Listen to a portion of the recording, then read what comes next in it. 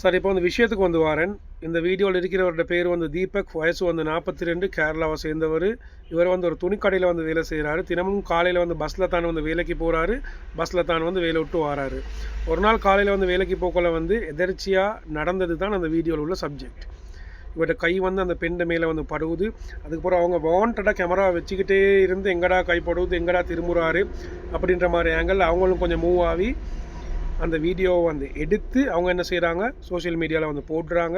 போட்ட பிறகு வந்து எல்லோரும் வந்து இவர் இங்கே உள்ளவர், இவர் இப்படி அப்படின்னு சொல்லி அவரோட அட்ரஸை அதை இதெல்லாம் போட்டு அவரோட வீட்டாக்களை எல்லாம் டேக் பண்ணி அந்த வீடியோவை ட்ரெண்டாக்கி சீரழித்து கடைசியில் அவரோட ஊரில் உள்ளவங்க வீட்டில் உள்ளவங்க எல்லோரும் வந்து பார்த்து அந்த மனுஷனுக்கு வந்து டிப்ரெஷன் ஒன்று வந்து அந்த மனுஷன் டிப்ரெஷன் தாங்கி நம்ம அதை பற்றி யோசித்து இன்றைக்கு வந்து தற்கொலை பண்ணி அந்த மனுஷன் வந்து செத்துட்டார்.